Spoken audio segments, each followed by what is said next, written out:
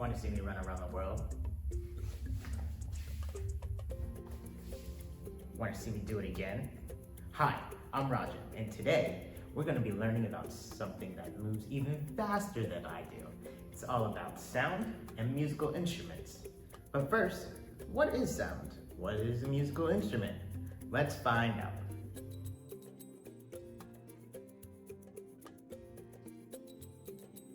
Alright, what is sound? So sound is a vibration that travels through the air and can be heard by somebody else. So me actually speaking right now is my vibrations traveling to you, and that's what you're hearing. If you were here with me in person, the words that you hear are all vibrations that can be heard by somebody else.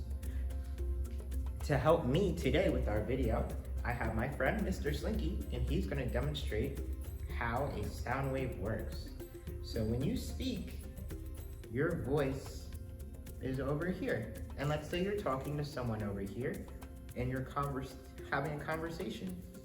Your conversation is just sound waves going like this. And let's see if we can get a slow motion video so that you can see this.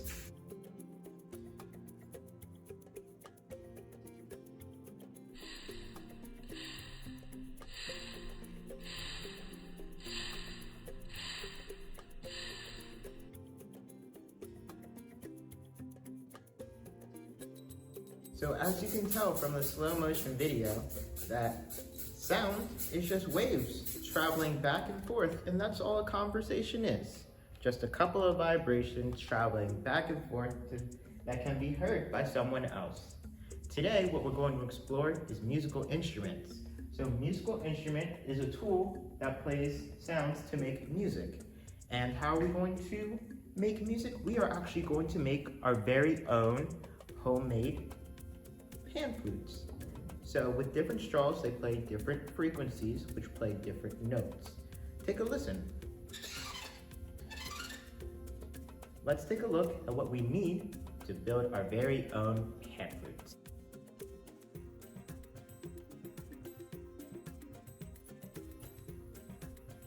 Supplies, everyone. What supplies do we need?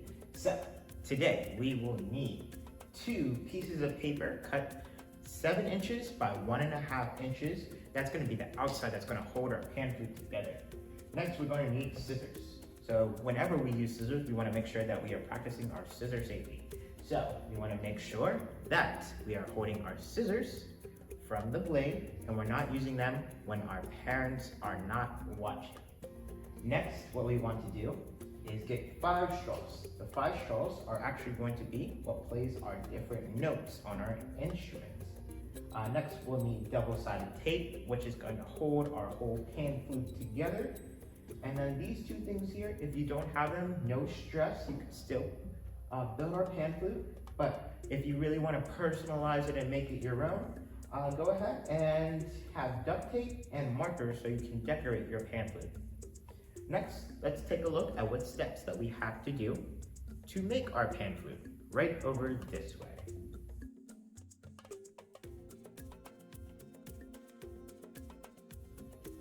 All right, steps.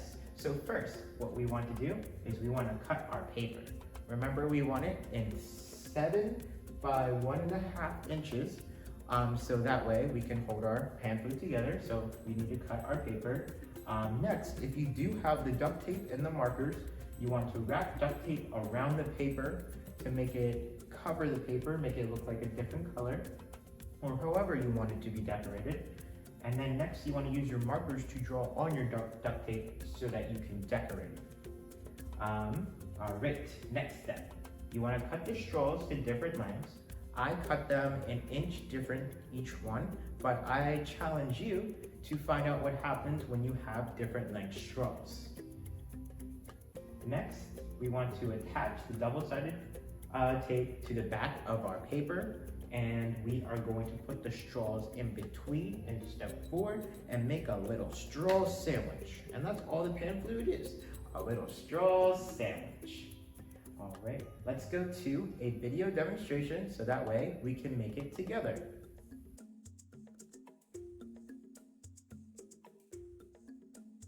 All right, so I have here a ruler, and first, the step is to cut our paper into two 7-inch by 1.5 pieces of paper. So you just use your ruler, measure out 7 inches by 1.5 inches. And then you can measure for 3 inches and then just cut it in half. So that's what I did here. So I measured, now we're gonna cut.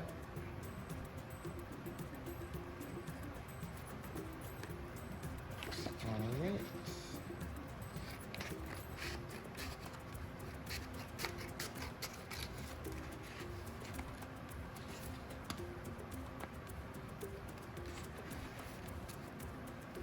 And then remember when you're cutting to make sure you're watching out for your bottom fingers, making sure you're not cutting them.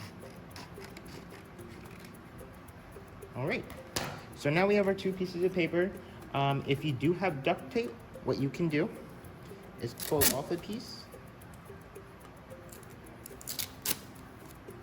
And then what I did is I made sure that all of mine looped around the back, on the back side. So that way, all of this can be hidden underneath, behind your display. All right, so let's take a second to do the duct tape.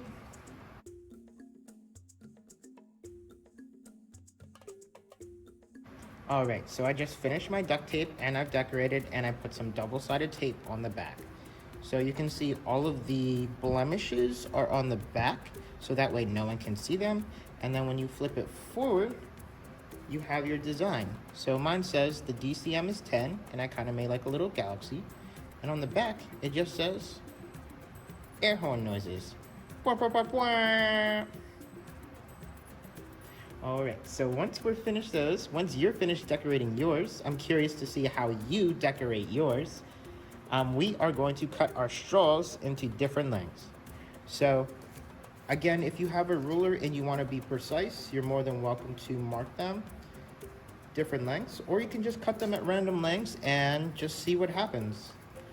All right, so let's take a second to cut our straws.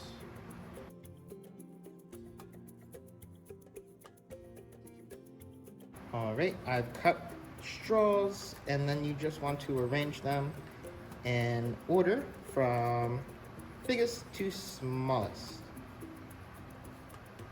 All right, and then you want to get your pieces that you decorated and you want to put them right in front of you with the double-sided tape, so that way we can begin assembling your pan flute. So basically what we're doing is we're just gonna make a little straw sandwich. We're just gonna put all of the straws in the middle.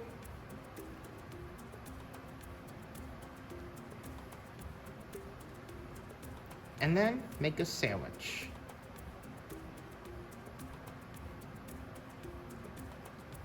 Ta-da! And now you have your own pan flute.